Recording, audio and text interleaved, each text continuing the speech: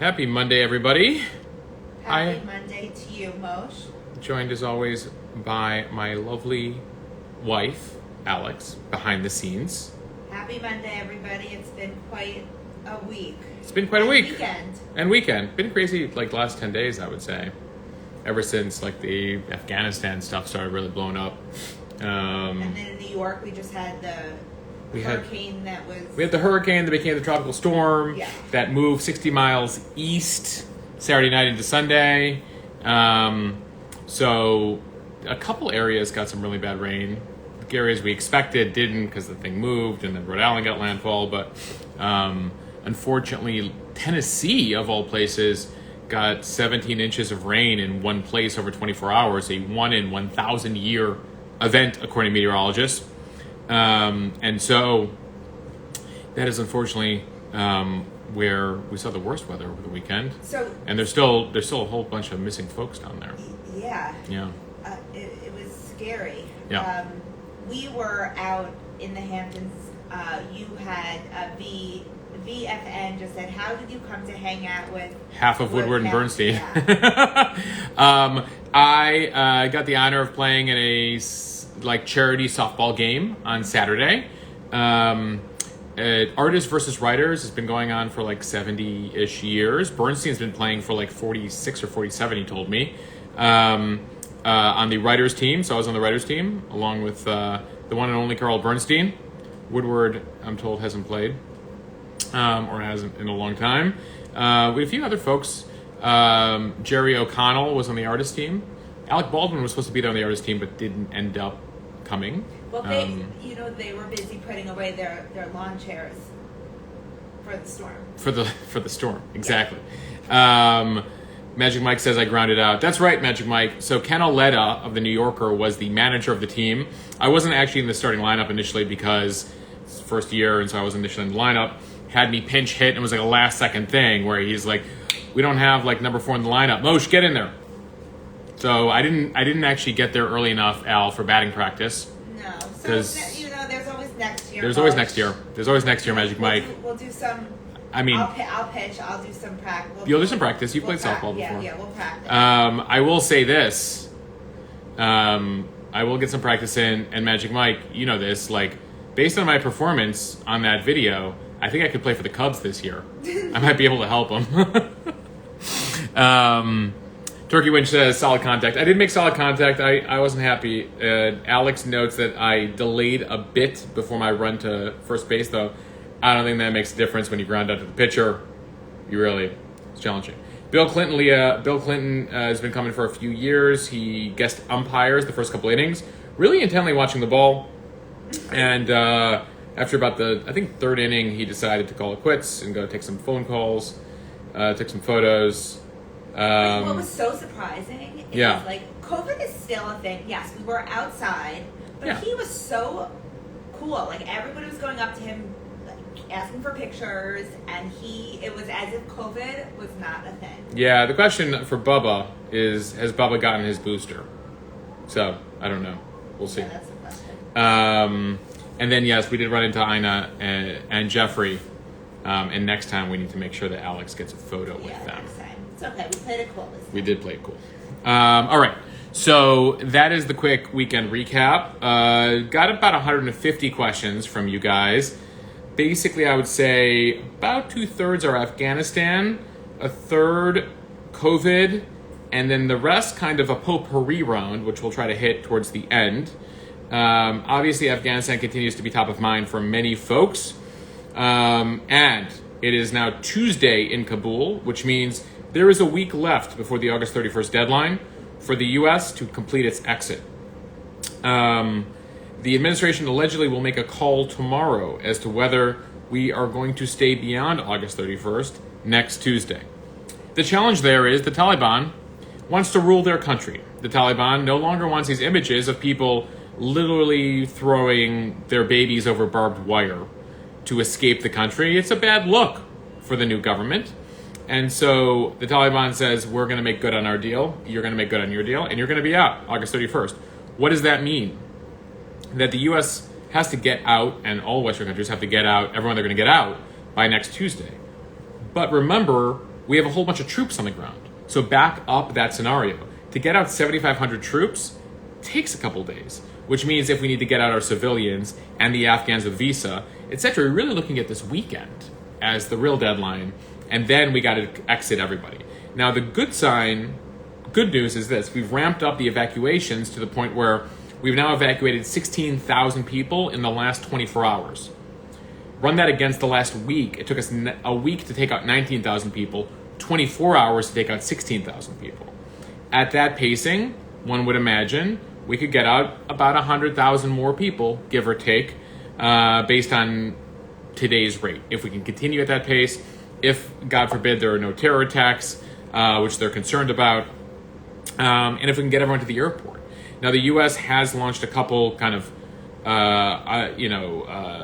relatively secret missions into Kabul to retrieve people, but for the most part, the talking point from the U.S. government and Joe Biden, who, by the way, will speak again Tuesday at noon, if you're wanting an update, is you got to make yourself to the airport, and we'll get you to the airport whenever we can get you to the airport.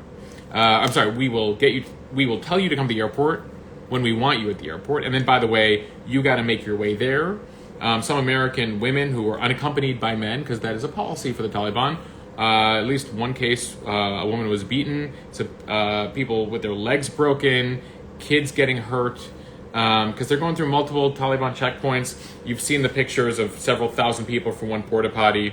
You're up against a barbed wire fence. The thing is, there's tens of thousands of Afghans who don't have a visa, but are just trying to sneak in. I mean, they sneak out. They don't want to be in this country right now, and they see this as an opportunity to get out of their country. In fact, there's been some cases of a couple hundred folks in Europe who've made it onto planes who didn't have any visa. And so now there's a bunch of Western countries, including the U.S., who are like, what are we going to do with these people? Do you send them back to Afghanistan? Do you figure out a way to, get them asylum in some country? And there's a whole international negotiation happening right now. And so that's what we're seeing. Again, we have a week to go. Taliban isn't messing around. They want this thing to be over. By the way, this is an agreement that goes back to Trump, which was an 18-month exit agreement. Taliban's like, we won't kill you. You don't kill us. Taliban took back the country in that time.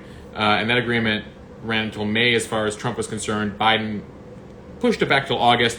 But as far as blowing it up completely, metaphorically, of course, he wasn't interested in that. I spoke with the former CIA director, Mike Morrell, last week, who said, that ultimately if Biden completely decided to ditch this agreement and say we're going to stay here longer, he predicted that we would have seen a whole bunch of mini Benghazis, as he called them.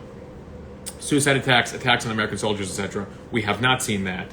But I think you could say there are major concerns if the U.S. and the West do not make next Tuesday's deadline to exit. So all the more urgency there. And I've gotten some questions from folks who are like, what are the people doing who are outside Kabul? As far as the West is concerned, the U.S. is concerned, get thee to Kabul.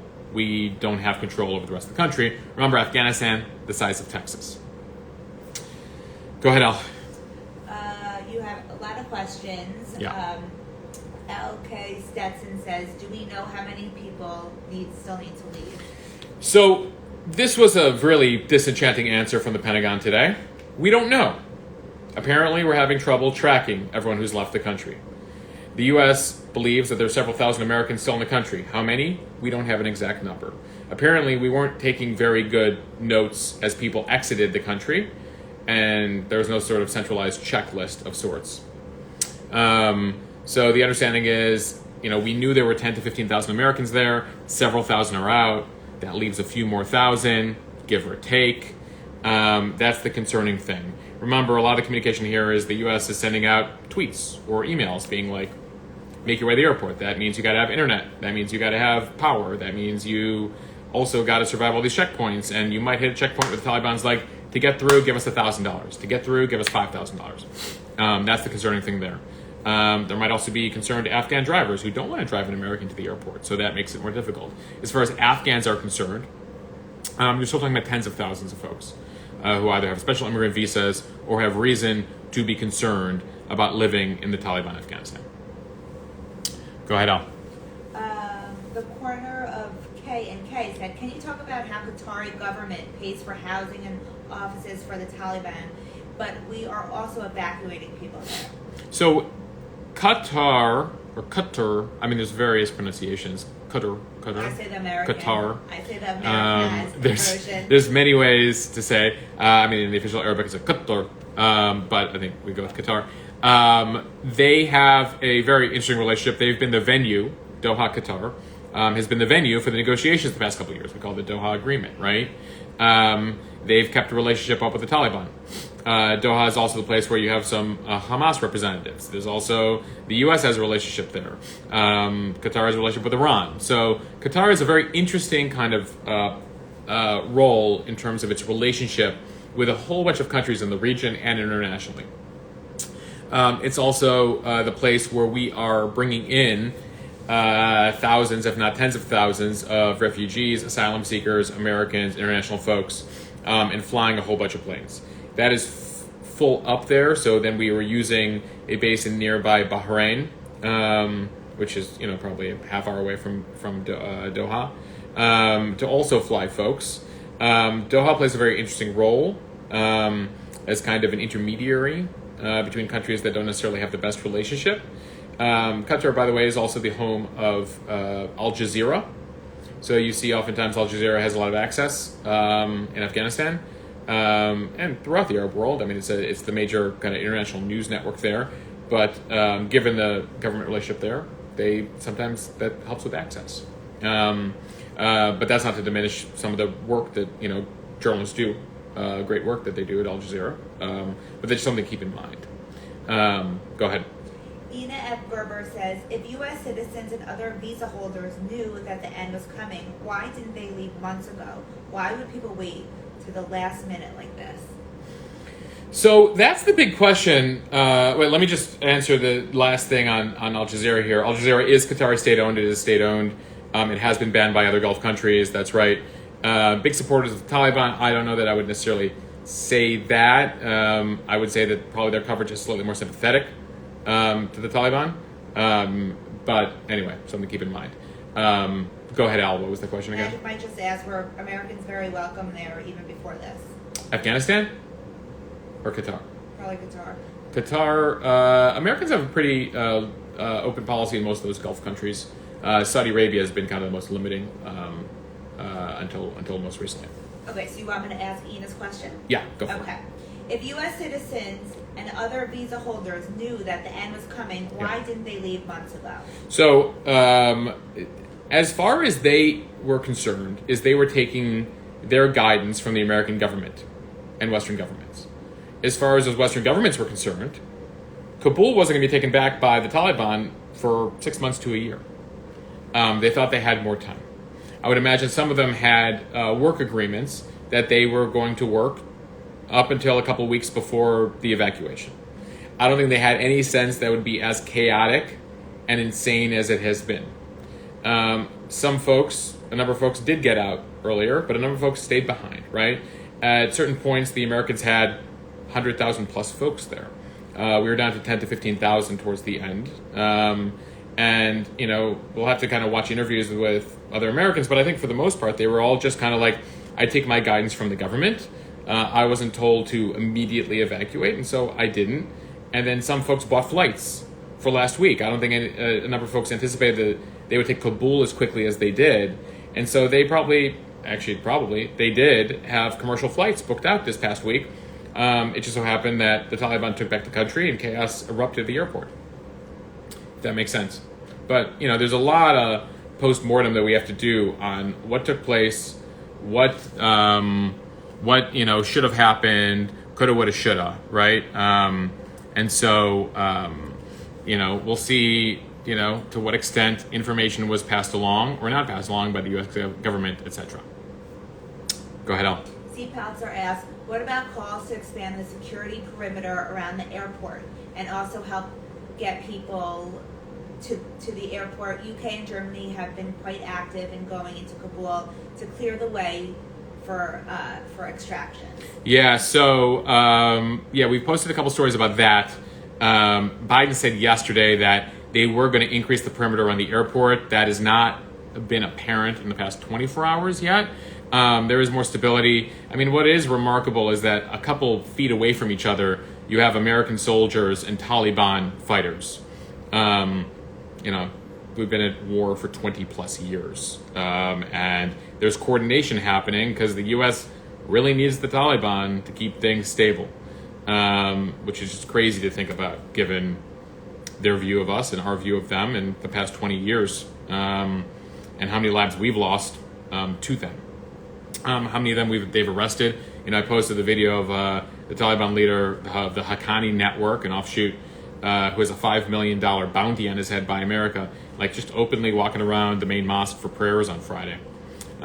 So there's that whole situation. As far as going in and extracting folks, UK and Germany have done some. We've done a handful as the US. They have to be very strategic. If you notice, the flights now taking off from Kabul are shooting flares out as they take off to try to distract from potential anti-aircraft missiles. Because remember, there's a whole bunch of Taliban can only have a certain amount of control, and then there's a whole bunch of folks who might, on their own, decide to shoot down a plane. God forbid. And so they have to be very careful about that, and that is one of the reasons they're so cautious about these kind of helicopter extractions around Kabul. Go ahead, Al. Coffee Book Chick said there is one province that has never been taken by the Taliban. Do we know if that is a safe route? So we're talking about Panjshir province, which is very centrally located. So if Afghanistan's the size of Texas, I looked this up, Panjshir province is the size of Waco, greater Waco, for the Texans watching tonight. That has not been taken by the Taliban. It was never taken by the Taliban, years ago. The unfortunate situation for those resistance fighters today is they're not going to have the type of international support that the Northern Alliance had in 2001 when the U.S. dropped in and helped them take out the Taliban. The U.S. is probably going to be, for the most part, overtly hands-off here. Whether the CIA helps or not is a good question. The other issue you have is the Taliban's taken 90-something% of the country and has all this equipment that the Afghan National Army that they either captured from them or the army basically left to them because they didn't really fight. And so that's their issue, is these guys are going to fight.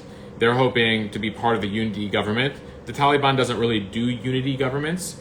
So you've seen some of the stories I've posted about, we're going to have negotiations, but we're also going to fight. Those fights have begun. They could probably put a resistance up for a while. This guy, Masood, who's running them, his father was a huge leader of the Northern Alliance, which fought the Taliban for years. In fact, Masood was assassinated by the Taliban a couple days before 9/11. I think the day before 9/11. This is the son. So the son is fighting in the honor of the father, Masood. So you'll see his name thrown about. You see the former vice president who's there fighting, while other former president Ghani escaped with a bunch of cash and cars. Though Ghani says he wants back in now, of course. So I'm, very cautious about how much headwind these guys can make. They really just have to hold their piece of territory because the Taliban will slowly but surely probably try to take out that province because the Taliban doesn't want dissent, right? They don't want the civil war to continue. So they're going to take all these resources and fight there. Go ahead. Eva Morin says, can you talk about the Northern Alliance Resistance Front and what the latest is on their efforts? So the Northern Alliance, as it was, no longer exists in the form it existed 20 years ago. The group we were talking about just now in Panjshir province, led by Masood, the son of the famous Masood who ran the Northern Alliance, is kind of the descendants, the offshoot of them. And so a bunch of fighters. You also have some Afghan National Army people who are like, we never quit. We're going to fight these guys and we're going to hold our country. So it'll be very interesting to see kind of how that proceeds. Coverage has been scant because I don't know that there's much media left to head out there. I have seen some Indian national media that's out there in Panjshir, and some Russian media. And so, trying to vet some of the sources, ensure accuracy. And there's a bunch of people who are tweeting about it who aren't in the country. So just be cautious of some of the details you're reading about that. The Mia Mara says, you've done an incredible job gathering all the news and giving it to us straight. Oh, thank you very much. Just we're trying our best to keep track of everything, right, Al? It's not easy, Mosh. No. It's not easy, but I think you do. Well, I'm biased, but Mia's not. No. Well, I appreciate all your guys' support through this all. I'm just really hopeful that we can get out everyone we need to. One thing I did want to discuss is what they're calling digital Dunkirk. If anyone's familiar with the British evacuation of the soldiers from Dunkirk, France, as Nazi Germany took it, where they enlisted a whole bunch of like boats. I think there's been movies about this. Yeah. What they're calling now is digital Dunkirk, which is, and I've posted some of them, some of the U.S. Marines and vets and members of the military who are literally working day and night, not sleeping, trying to get out the interpreters and translators that saved their lives and their families, and just trying to get some attention to what's going on. So they're calling that digital Dunkirk. These guys on WhatsApp, FaceTime, uploading documents, just trying to get these people through the southern gate, through the northern gate, learn the geography of the airport, figuring out who to pay off, where to sleep. They're having them push through every time tear gas is sprayed and bullets are fired in the air. They're like, push through with your small children as you hear gunfire, which is, incredibly, can't even imagine what these people are through. And so I give a lot of props to our veterans who are, trying their best to save the people who saved them. Only just the ask, if we can't get our family out before the 31st, do you have any thoughts about how we can get them out? I think that you wait and see right now, unfortunately. Things keep changing by the day, right?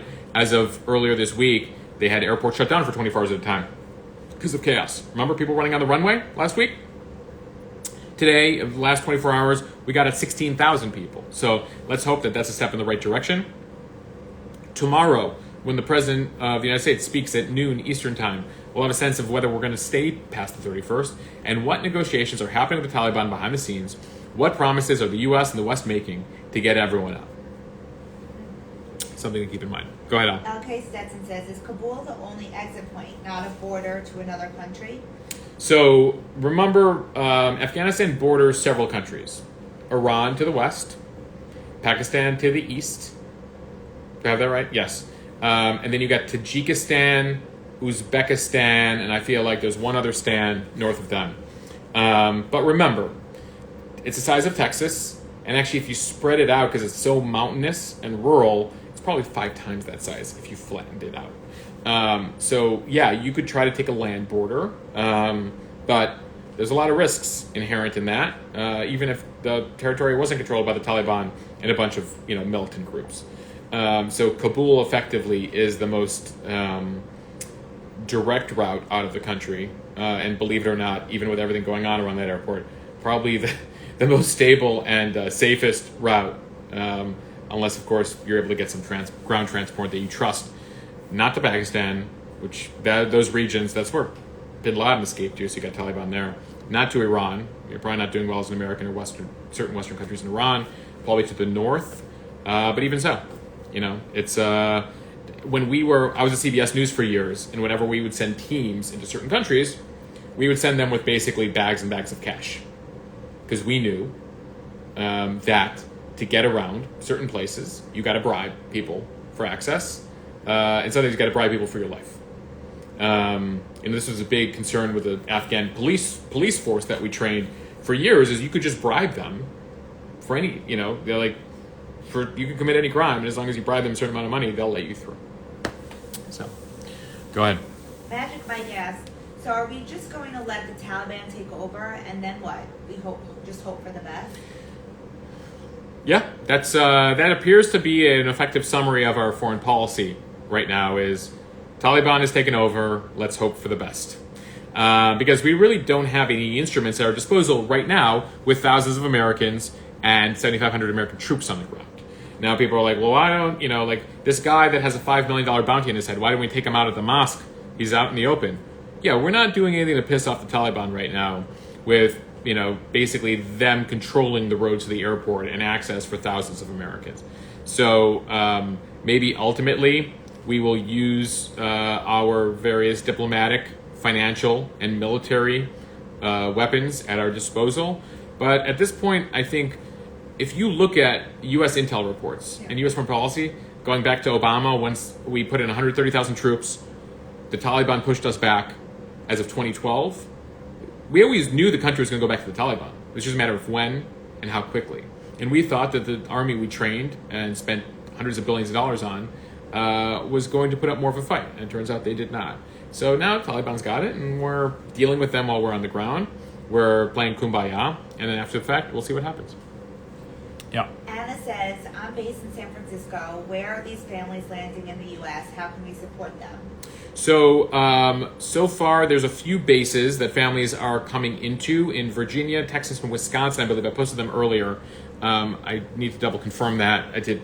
Yeah, I saw a note about, I know Wisconsin, Virginia in particular. And more forts will base some of them. Right now, we've taken a whole bunch to Ramstein Air Force Base, or Ramstein Base in up in Germany. And I think they're processing folks outside the country and then bringing them in. I will, a lot of folks keep asking me about what causes to donate to. And a lot of the challenges certain charities are having is access, organization, folks on the ground in Afghanistan. People are like, we're going to fly planes there and get people out. Well, how are you getting them to the airport, etc.? There are a number of organizations, though. There's one, Women for Women Afghanistan, Women for Afghan Women. I'll repost that one. There's another one called No One Left Behind. This is a specific charity that is helping the transition for Afghans, and particularly Afghans who helped the U.S. military transition here in the U.S. They need pro bono lawyers. They need food. They need residential help. They need all of that, because even if you get them out of Afghanistan, they got to build a new life here, right? After this, let's put a link in your bio. We'll do a link in bio for charities. For charities. Great. I realized I posted one. The New York Times put together a good link, but then some of you don't have a subscription to the New York Times, and so you weren't able to access it. That's not helpful. Sorry about that. Okay, so you have a lot of serious questions. Okay. But then you have like a silly question. Do you want like the silly question, or do you want a more serious question? We could do a couple more serious questions. Okay. Yeah. Serious question. Yeah. By H.K. Messick. What is being done to increase support to the refugee resettlement programs? Resettlement agencies are underfunded and under-resourced for the significant of a surge in arrivals. Yeah. Yeah. By the way, some of those organizations are U.S. government. Some of those are non-governmental organizations, NGOs and nonprofits. Some of them are related to the UN. Most of them, especially the nonprofits, all take money, donations. And you want to support them monetarily, they're available to support. Governments certainly are going to be allocating funding. I mean, the Canadians, for example, are taking 20,000 refugees, right? Or want to, if they can get them out. Trudeau needs to allocate money to that. If you're taking in 20,000 refugees, you got to support those people in their transition and make sure that they can become, they can learn the language and get jobs and be, citizens of the country. So that is important. So what's being done? Governments say they're going to boost the funding there. And then a whole bunch of them are taking donations. So they depend on people, who want to support. I know I've gotten a few notes from people who want to adopt or foster Afghan children. Believe me, when I know organizations that are doing that and helping with that, I will make you aware of that. So it's not for lack of, listening to what you're doing. I just want to make sure that if you're going to put money or resources towards something, it's legitimate. Anyway, Al, what else do we got? Turkey Winch is so funny. What is Turkey Winch talking about? He said the sentiment is right on for San Francisco. She goes, I live in San Francisco. What can I do to help? Yeah. And he says the sentiment is right on, but if you're in San Francisco based, you need to clean up your own side of the street first. Plenty of hometown issues for you to tackle first. Yeah, actually, that's a Turkey Winch is taking us to a good transition. I mean, I don't know if we want to. Do we want to wrap up Afghanistan for a second? There is some more Afghanistan questions. Okay. But because I want to talk about California recall. Speaking of San Francisco being a debacle. Yeah. Yeah. So maybe certain parts of San Francisco. I know certain San Franciscans get very defensive over their city. Do that beat, and then we'll go back to Afghanistan. Okay, we're gonna take an Afghan break for a second. There's no rules. There are no rules on this live, as Al just reiterated. I thought we don't have rules. No rules. There are no rules. There are no rules, except we do it every Monday night. That's the only rule. You join us here every Monday night. Otherwise, no rules. Okay, so one of the things, and I do want to get to the FDA approval of the vaccine, Pfizer vaccine, because I got a whole bunch of questions there. But since Turkey Winch took us to San Francisco, and the fact that the Bay Area has some of their own to clean up, let's talk about it. Because tomorrow marks 3 weeks from the California recall election, because you guys in California have some crazy laws, including being able to recall your governor, which you did for the one and only time in 2003, when you recalled Gray Davis and gave us Governor Schwarzenegger. And so Governor Schwarzenegger, former Governor Schwarzenegger, has been doing some interviews, and he's like, you know what, guys, 2021 reminds me a lot of 2003 when I became governor. So what's happening in California? Well, in most states, you have an election every 4 years. In California, you have an election every 4 years, but you have the ability to recall your governor. And so you have decided to do that. Now, the governor is up for re-election next fall. So effectively, what you're doing 3 weeks from tomorrow, on September 14th, is determining who the governor is for the next, 13 months. Will it continue to be the one Gavin Newsom, Democrat? Or could you be electing one of 46 Republicans or Democrats who want to take him out in the recall election? So what do we know? Is you have a two-step voting process. And some of you are already voting early, unless you want to wait till September 14th. The first question, you're going to get to answer two questions on your ballot in California. The first question, should Governor Newsom be recalled? According to current polling, it is a 50-50 split right now. I would not feel very good if I was Governor Newsom. So Californians on ballot initiative question 1, I'm messing up the technology, the phraseology. On question 1, you will determine recall or not to recall. Question 2, if recalled, who do you want to replace him with?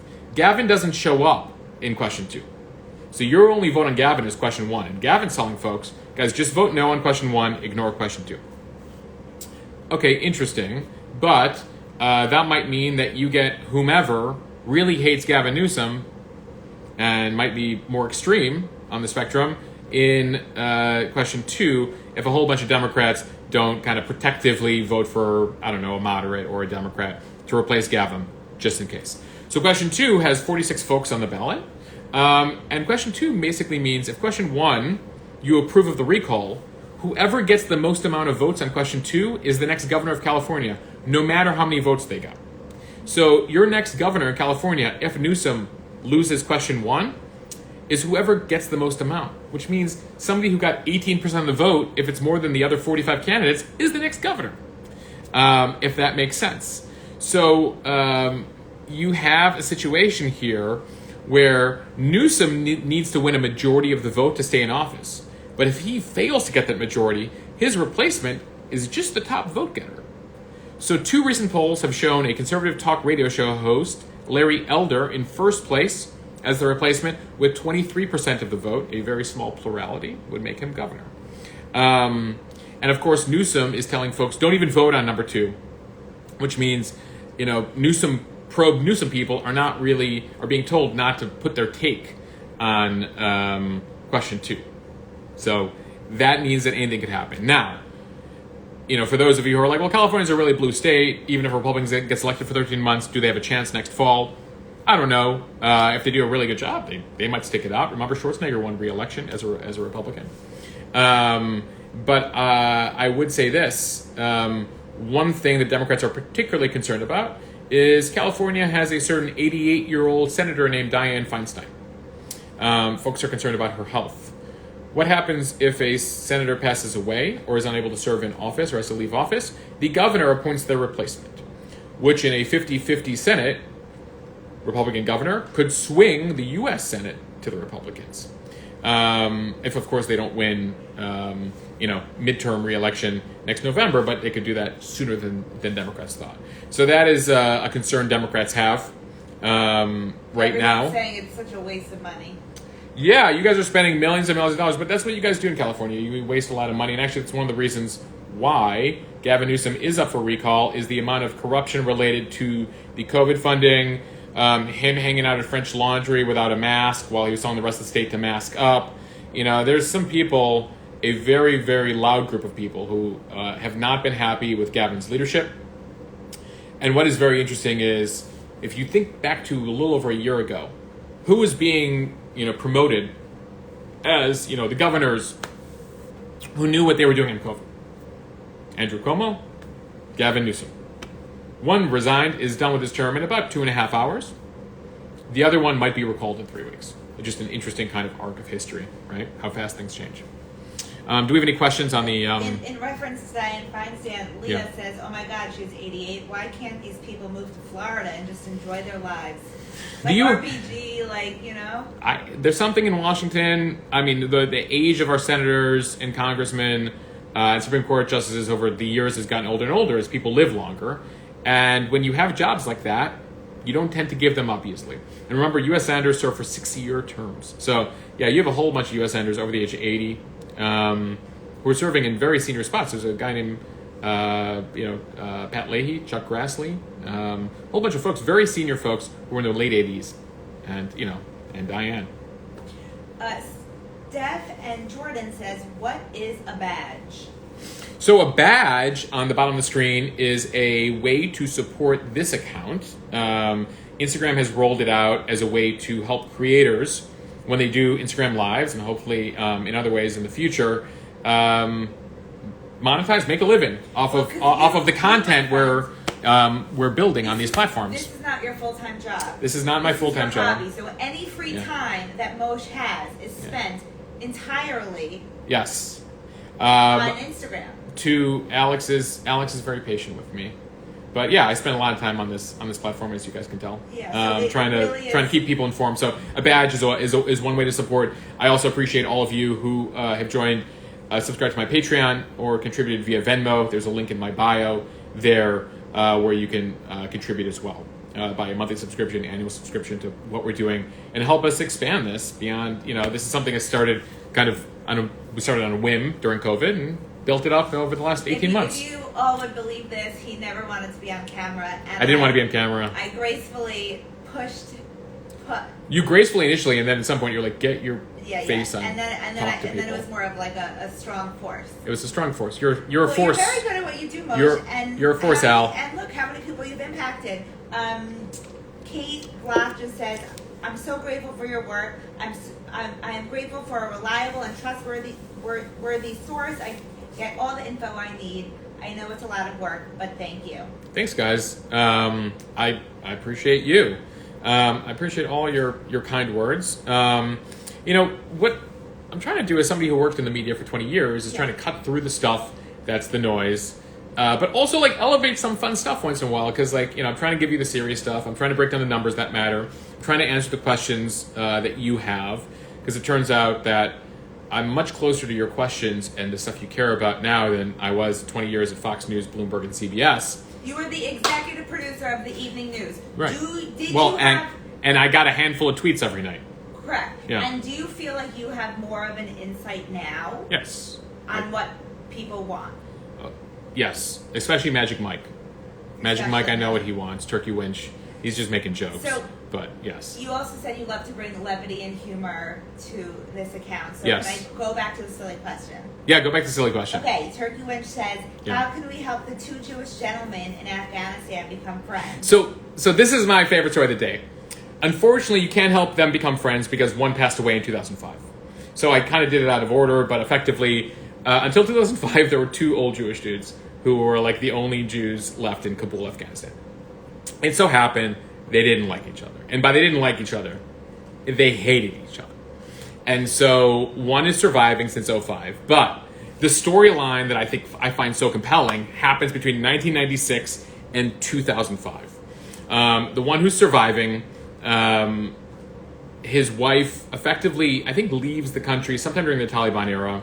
And he, it turns out, won't grant her a divorce. In Jewish law, Orthodox Jewish law, the man still has to grant the woman a divorce. It's called a get.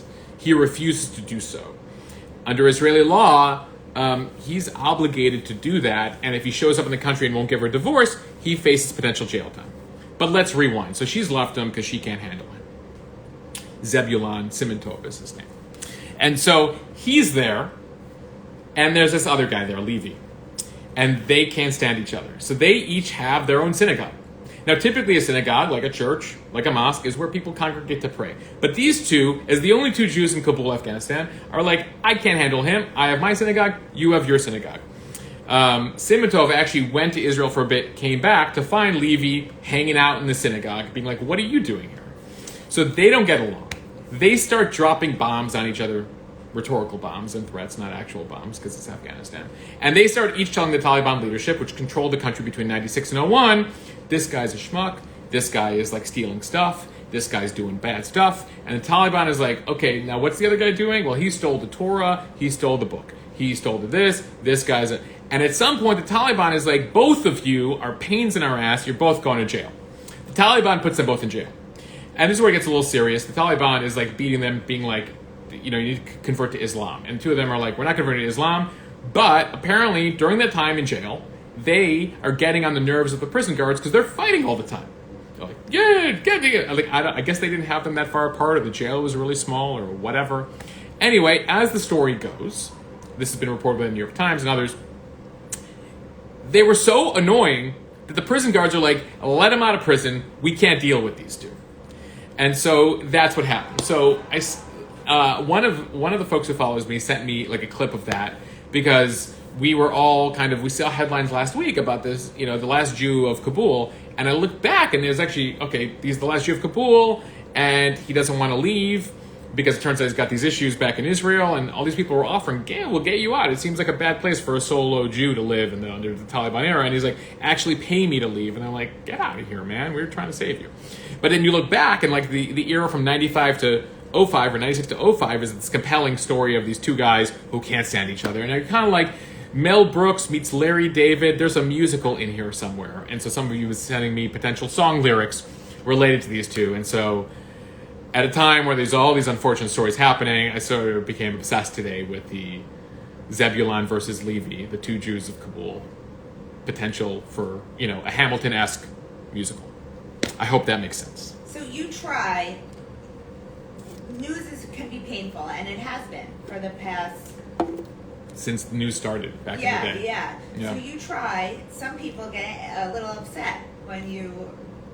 There were a couple people who couldn't take the joke. They were a little, they weren't happy with the post. And I'm just like, look, guys, we try to, every 60th post, we try to do something lighthearted. Yes? 50th post? I actually, when we're not dealing with international crises like this, I try to mix it up a little bit. Healthy Happy Travel said his wife must have been awful if he'd rather go to jail and live under Taliban rule than just divorce her. Or maybe she's great and he's terrible, and she's like, get me out of the country. I can't be with this guy anymore. But needless to say, he's decided to live by himself in a synagogue under Taliban rule, despite being able to leave the country. So, this guy's he's a curmudgeon. Or worse, frankly. He should grant his wife a divorce, this poor woman. 20-something years. Terrible. So, we still have some Afghanistan questions, but do you want to jump to COVID? Let's, or do you want to finish that? Yeah, I just see this question from Ali here about the baby born in the C-17. We're told that the mother that is one of the questions. And the baby are doing well over on the Air Force Base. Leah also asked. I haven't seen their identity revealed yet. I imagine every network is trying to get an interview and access to that. It's one of the good stories out of this whole thing. I shared today a story from the Atlantic Monthly of an 8.5-month pregnant woman who stood outside for 5 days dealing with sunburn, porta potties, etc. Potential beatings from the Taliban, got through with her translator husband. They just got to Virginia. And she's going to be giving birth, God willing, this month. So there are, fortunately, some positive stories to look at through all of this. I do want to get at which citizenship would the baby have? Healthy Happy Travel says. Well, the one born here will obviously be that. The one born on the American Air Force Base in Germany, I have to get back to you on what citizenship. Do they have German citizenship? Is it American soil? If somebody knows the answer to that, please put it in the bottom in the comments. I would need to confirm that for you. You're funny, Mom. So we could keep talking about Afghanistan, but there are a couple headlines on Delta, and I got a whole bunch of questions about... Ben Falk likes the shirt, Al. My dad got it for you. I got it from my father-in-law. It was the first birthday gift I got from him a couple years back. As he... his golf shirt. I've golfed with him once. As he noted... Well, you could say I attempted to golf with him once. I haven't golfed in a long time. And as he noted in the speech he gave at our wedding, I had trouble with the stationary ball. Yeah. I got to work on my golf skills. Yeah. I have learned how to ski, though, during my time with Alex. Yeah. From not being able to stand on skis to doing double blacks this past winter. So... And dust those shoulders I need to get in the golf game. And it still fits. Turkey Ridge said, look at you. All right, let's talk vaccines real quickly. Headlines today. Pfizer got full approval from the FDA for the vaccine. They applied back in May. Remember, Pfizer, Moderna, J&J, all were approved under emergency use authorization, which meant they gave 2 months of data to get that EUA that runs out.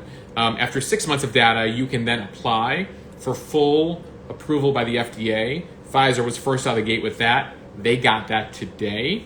Moderna's up next. J&J, as J&J is, still needs to apply and give their data. So we're waiting on that.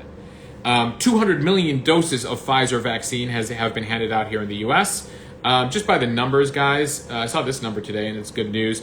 The world is approaching 5 billion vaccine doses have been, as the Brits say, have been jabbed into folks. Remember, there's 6 billion people in the world. At 2 doses a thing, you're looking at 12 billion. But we're at 5 billion, which is pretty remarkable. But back here in the U.S., 3 in 10 folks who have not gotten the vaccine, 30% of the... So 30% of America has either been skeptical, delayed, or doesn't want the vaccine. Of them, a third of them, almost 10% of America, what they believe is 20 to 30 million Americans, said they were waiting on full approval. We will see how much impact this has. The FDA in the final numbers says that Pfizer is 91% effective at preventing infection. Mind you, some of those numbers come from the previous variants. So the current variants might have brought that down a little bit. The next thing up for the FDA also is to approve the booster shot for folks, full approval. They've given an EUA for the booster shot. The booster shots began on September 20th. And remember, the headline there is 8 months out from your second vaccine, you get a booster shot. Several of you have been asking me, do I have to stick with the same brand as before? Yes. My understanding is they suggest that. It's not mandatory, but they suggest that. Now, the one thing the FDA did make sure to say today is do not get a vaccine to your under 12-year-olds until we give approval. They have now asked, and there was a great podcast, which Alex listened to this morning, and I've listened to, the Daily, did a focus this morning, and if any of you are parents and concerned about COVID, must listen to. It's a must listen. A couple headlines from that is Pfizer was going to hand over the data for 5 to 11-year-olds this month. The FDA said, we want you to boost the number of kids you have in the trial. So that has pushed it back a little bit, allegedly. We want more kids in the trial. We want more kids in the trial. We want more data because we want a better understanding. If there are these rare reactions, we want to be able to have a better sense of are there certain gender, certain age, etc., that they would potentially impact. So that is something that they're looking out for 5 to 11-year-olds. So if you have a 5 to 11-year-old, you're probably looking at really early winter before they could potentially get vaccinated on the current schedule. Because remember, Pfizer's going to come back with the data. The FDA's got to approve of that data. They then got to roll out vaccines. And then you, of course, have to go through the 2-step thing if they determine that 5 to 11-year-olds are getting both doses. So that's going to be a whole thing. So you're really looking at early winter into early 2022 for that. A couple big things that have come out of, Turkey Winch says myocarditis. That's the concern that they really want to get a sense of, is because there were a few young men that were experiencing kind of expansion of the heart as a side effect, a rare side effect of the vaccine. So they want to make sure they have a better understanding of that and that potential before they roll this out to under 12-year-olds. A couple of big changes or things that we've seen come out of the FDA announcement today is United Airlines says that all employees have 5 weeks to today to get the vaccine. New York City is requiring teachers to get the first dose by next month. And big for soldiers, who, by the way, I've talked to a few vets and soldiers who are like, we already mandated to have like 1 million vaccines anyway, so I guess they're adding this to the mix. The Pentagon is now mandating that 1 million plus troops all get the vaccine. It's the latest vaccine that they all have to get. So those are the headlines there. Someone asked if you're for or against that. For or against what? Mandating vaccines for the military. I'm for any organization to do what they determine is, the most effective strategy. So, like, we in this country, to be part of an organization or to have access to certain things is your choice, and it's the organization's choice to keep people safe. As far as the military is concerned, think about this. Our defense, our security is based on our military. If a major part of our military is sick or unable to defend bases, able to do the things we need to do, you have an issue. So the military is looking at it from a, are we looking at the numbers at 1.3 million people? If a certain percentage of them are, have COVID or die from COVID, we have trouble here. So that's what the military has determined. That's what hospitals have determined. That's what schools have determined. And you said to me today while we were grocery shopping that the only effective mask is the N95.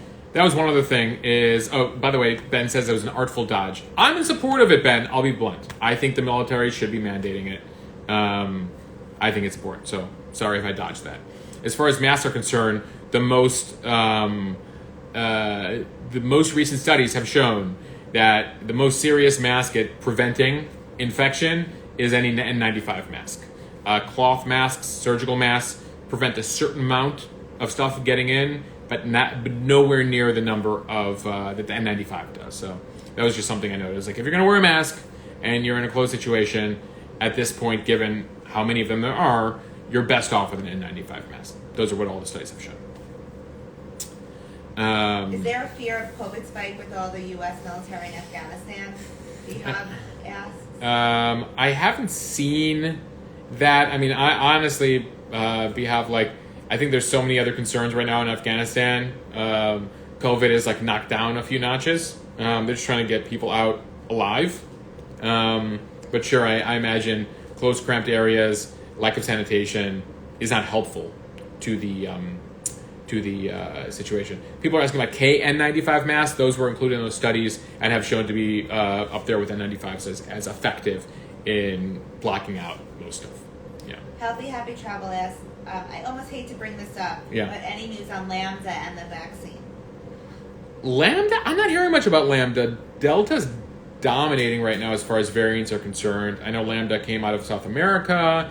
Delta is the biggest concern. That's what we've seen. It's double as contagious as the previous variants. We're still waiting on data. People are concerned about Delta in children right now. That also they kind of went into in the daily podcast today. People are like, well, is it actually worse for kids, or is it just that kids are unvaccinated, so you're seeing more numbers there because they're more prominent and it's more contagious, so it's running through more kids.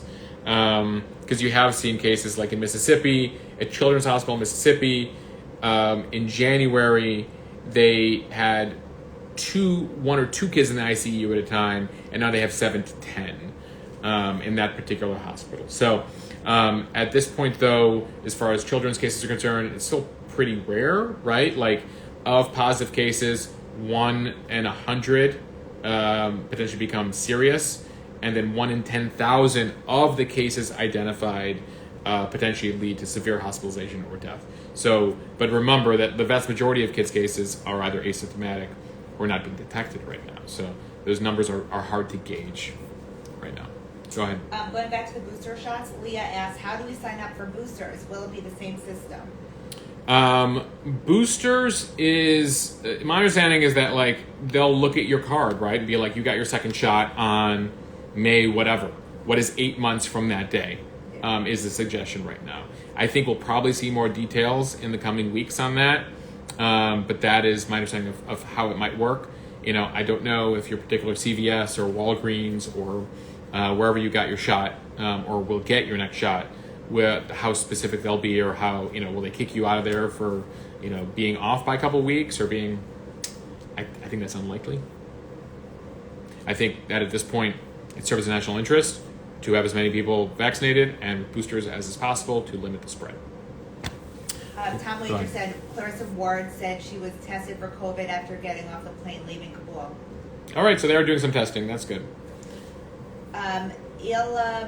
John says, what will it take to put COVID behind us? Lower deaths to a certain percentage?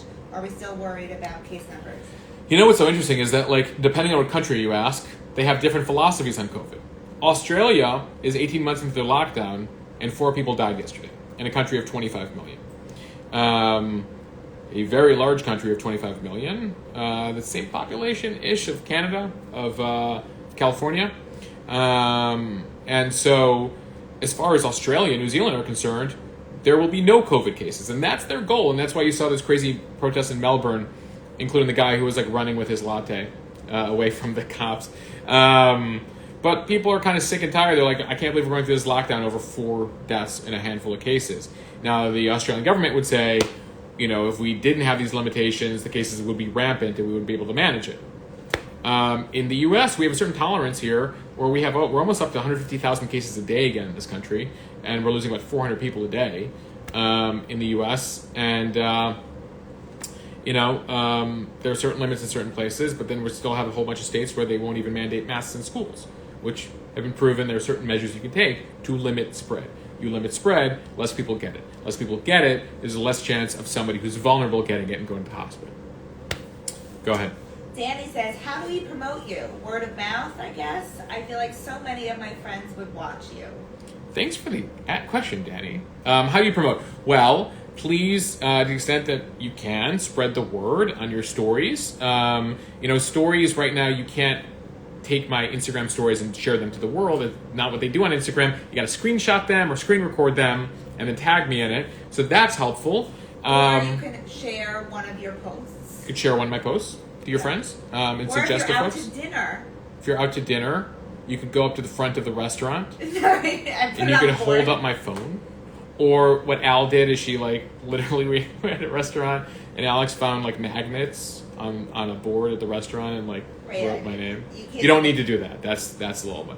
But you could promote on Instagram. You could promote in other places, and you can support what we're doing as a Patreon subscriber or via Venmo over bottom of the screen on badges. The more we do that, the more we'll get closer to being able to hire some folks and expand this. Because some folks have said my parents aren't on Instagram. How do you get on their stuff? You gotta get on Facebook. You gotta get on a newsletter. You gotta get on a podcast. We gotta make this a podcast. Yeah. I gotta do the thing where you have the microphone here and I record it into the microphone. Let's just do it. We gotta do that. Yes. Okay. So, do you see what Ben just said? What Ben said? I write your post down and hand the Postits to people. Oh wow, that's really Ben, that's ancient. That's very old school. Do you use use one of those ink pens where you look, what are those pens called? El Pasher, exactly. I take their phones and just follow you from their page for them. Yeah, I want everyone here to just grab a phone next to them on the street. Yeah. And just be like, I'm sure people I need to get on your Instagram. You got to follow somebody. Yeah, people said yes. Please do a podcast. Okay. Everyone has spoken. All right, so it's 10 o'clock. It's 10 o'clock. We've been here an hour. We've yet to do our pop culture segment. Jeopardy, Succession. Oh. You have a lot to talk about. Oh. And Curb is coming back in October. And Curb. All right, so here's a few things that are going on. 1, September 7th, the Monica Lewinsky, Bill Clinton FX series, American Crime Story. That's going to be interesting. Monica was a producer on that. October, Season 3, Succession, and Season 152 of Curb Your Enthusiasm. HBO announced those today. We're into that. Al, what else were we going to talk about? What's the pop culture thing? Succession, Jeopardy. Jeopardy. What do we think about that, guys? So they named the executive producer the host, which is sort of it reminded me of the Bush campaign in 2000. So George W. Bush was running for president. He becomes the nominee. And he puts Dick Cheney in charge of finding the next vice president for him. Dick Cheney comes back after a few weeks and is like, I found the guy. It's me. So it kind of reminded me of this Jeopardy situation where the executive producer kind of, becomes the thing. But, apparently some people liked him. I've gotten some notes that people really liked him. He clearly has a number of issues and has said some concerning things. And so they've determined that he is not fit to be the host. Interestingly, though, he continues to be the executive producer of the show. He's got a couple years left of his contract. So Blossom Russo herself, Mayim Bialik, is going to be filling in for a few weeks. She was sort of the kind of pseudo backup host of the show. We'll see if she becomes the one. I know that there's been a huge outpouring of support for the guy from Reading Rainbow. Oh, love him. Yeah. LeVar Burton. That was my favorite show growing up. Yeah. What was yours? Growing up? Like when you were a kid. Alex, I've been an old man since I was a small child. As a small child, I liked the show Murphy Brown and LA Law. Do you have any fans of those shows? And Night Court. I was like a 7-year-old watching Night Court. Wasn't okay. What do you call yourself, a latchkey? A latchkey kid. Nadia says. You know every... I was a latchkey kid. I watched so much. Actually, if any of you have been watching the CNN series on history of the sitcom, like last night we were finishing our thank you notes to all our wedding guests, and almost finishing it. I think I have a few left, Al. I think I have like 7 thank you notes left. Yeah, and out of the corner of my eye, I'm like, not sure our guests can read the thank you notes, but they've been written. Oh, it'll be clear if you get the thank you note from me. You'll know that I had warm things to say. If you can read it, you should have been a doctor. I appreciate that. You should have been a doctor. That's what my mother says. Bull was my favorite on Night Court. Yes, and I'm so sad about Marquis Post dying recently. Bull was great, young John Larroquette. But I just so anyway, the history of the sitcom on CNN. They're going into like all these like, Perfect Strangers, Mork and Mindy. A whole debate as to whether Love Boat was a comedy or a dramedy of sorts. The history of Gilligan's Island. It's fascinating. It's fascinating. The Brady Bunch kind of like being the first kind of introduction of divorce to many folks, because it was happening in America, and so they were talking about how TV was reflecting the changing America, and then how CBS goes on All in the Family and that whole strategy in the early 70s. So it's a fascinating thing. Anyway, what else? Al says it should get to Connecticut in the next few days, depending on the flooding situation.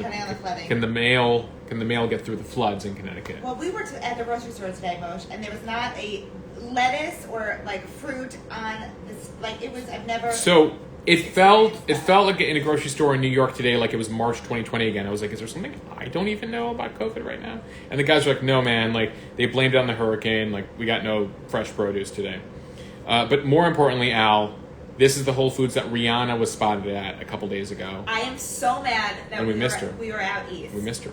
I would have done anything to be next to Rihanna in Whole Foods. What does Rihanna buy at Whole Foods? And isn't Rihanna like a billionaire now? And she's doing her own grocery shopping? She is a billionaire. But she had like 5 bodyguards with her. So actually, I'm being dramatic. 2 that I saw. Okay.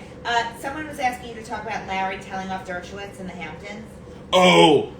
I mean, until the two last Jews of Afghanistan, my favorite story was Larry David telling off Alan Dershowitz in a Martha's Vineyard grocery store, which you can only imagine, like Larry David shouting in real life at Alan Dershowitz, like, "You're disgusting! You're disgusting!" So apparently the two used to be close at some point. Dershowitz, knows a lot of celebrities. Remember, he famously represented OJ, but he's been kind of in circles for a while. He represented Donald Trump in his impeachment trial. I'm sorry, I said the Hamptons. It's not. It's Martha's Vineyard. Thank you, Leah. As far as Larry David. It was Larry David in Martha's Vineyard. Yeah, in the vineyard. And so he apparently told off Dershowitz. Now, interestingly, he called Dershowitz disgusting for like hanging out with Mike Pompeo, when Dershowitz also used to hang out with Jeffrey Epstein. So it's kind of like Larry. I mean, we got a lot of issues with Dershowitz, but like, or concerns about Dershowitz on a whole spectrum. But like, wouldn't the biggest concern be like your defense and friendship of Ghislaine Maxwell? I don't know, but that's interesting. Unfortunately, we haven't seen video of said interaction yet. That would have been great. We got somebody watching with the Philippines. Hey, welcome. It's you're almost approaching lunchtime in Manila right now. Anything else, Al? Wow, Mosh, it's 10:07. It's 10:07. We've been going for about 70 minutes here. It's been a great conversation. It has been. We talked Gavin Newsom. We talked COVID, vaccine. We talked Afghanistan. We talked Larry, David, and Alan Dershowitz. We briefly discussed Rihanna at Whole Foods. Bill Clinton umpiring a softball game. My ground out to the pitcher. And you're pulling up the groin. We didn't talk about that. but today, as we were walking to Whole Foods, Alex. Today when you were walking to Whole Foods, you're like, I'm a little uncomfortable. I'm like, what? You're saying? I think I'm gonna pull. Anyway, I will say this. I should have stretched. But they just put me in as a pinch hitter. I wasn't ready. I wasn't ready to go. Prepared. I was not prepared. You were not prepared. I was not prepared. All right. It's been a pleasure. I'll continue to. One of you asked me whether I'll go live after Biden's speech tomorrow. If he says something significant, I might. I'll let you guys know, or you might just have to look out for the live. Otherwise, you're so cute. I love you so much. I love you too.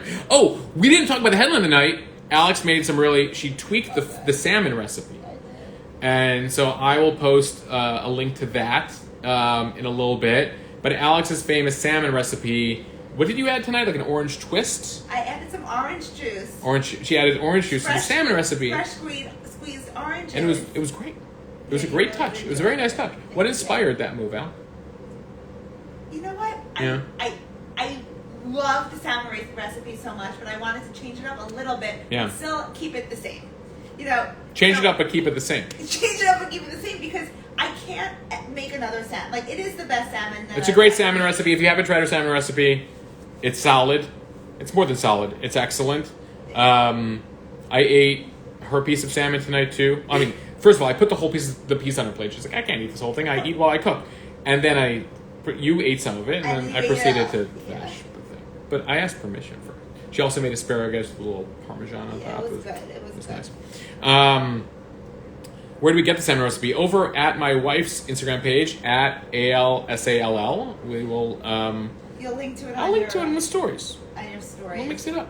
Yeah. If anyone hears anything more about my new friend Zebulon Simintov, I need to go find a way to contact him in Kabul to get the rights to his story. But he's such a schmendrick. I just want him to give his wife a divorce in Israel, and then we can figure out how to create a Broadway show about him. We got to talk to Mel Brooks about this immediately. All right, it's been a pleasure. You know what we didn't talk about? What didn't we talk about? We'll kick it to next week. Yeah. Oat milk versus whole milk. Oh, the other thing I posted today, guys, is dairy milk back? Because as of when I checked at 9 p.m., I did the poll, and it's totally 50-50 right now between dairy milk and alt milk. Pistachio milk, soy milk, oat milk, almond milk. We got to delve into this. This is a trend story in New York. Is it back, or is it just anecdotal? Baristas across New York City are apparently telling... Baristas are apparently saying that in the past couple months, more and more people are going to the oat milk for their coffee for a whole variety of reasons. Kelly is saying people got tired of paleo during the pandemic. Interesting. I mean, that'll be music to the ears of many dairy farmers in America who have fallen on hard times in the past few years as almond milk and oat milk have blown up. And these people are like, I got all these cows. They're producing all this milk. Buy my milk. Dear Bjorn said, on my way to buy organic grass-fed cow's milk. That's actually true. If you are going to drink regular milk. Yeah. Organic fed. Grass-fed. Grass-fed. Is the way to go. Okay. You heard it here first, folks. You heard it here first. Yeah. Somebody just purchased the Oatly at IPO. I think Oatly will be fine. No. Oatly is I'm saying the IPO. Oh, yeah. But Oatly is not very good for you. You're not a fan of the Oatly? No, because we just lost our Oatly sponsorship. It tastes great, but it has a lot of emulsifiers, things in it that are not good for you. If you're drinking it on a regular basis, so something else. Like many things, moderation is key. Correct. We shouldn't be taking shots of Oatly every meal. No, but the one that I make cashew milk every week. Alex makes her own cashew milk. And she soaks the cashews, puts them in a blender. It's in my reels it is the easiest. She has the recipe on her page. Most delicious recipe. Yeah, it's great. Coffee Book Chick says, no, I had no idea about Oatly. I know, it's so sad. You gotta read. So this is what I've learned about. I learned this a long time ago as I met Al, and now we're married. Is she reads the ingredients to everything, including soaps, like the stuff you put on your body and the stuff you put in your body. And it's very annoying. I mean, it's hot. I mean, at times, yes, because it's meant that I've had to change a lot of my things I ate and did and used. But I'm thankful for for you looking out for the, reading the ingredients. Like even on the sunscreen stuff, all the sunscreen recalls that are happening. You said a while back, you're like, I don't believe in some of these sunscreens because I don't like some of the ingredients they have in them. Correct. Something to recall. So check out our page for healthy stuff. All right, guys, this has been a pleasure. Let's hope that the U.S. government can continue to get its act in order and get everyone out safely that it promised to get out in the next 8 days. I will keep you guys up to date with that and everything else. All right? Have a good night, everybody. And thanks all of you who bought badges tonight. So appreciative of you and those of you who have gone over to the Patreon page to subscribe or Venmo. Link in bio. Thanks, guys. Talk to you. Thanks, everybody.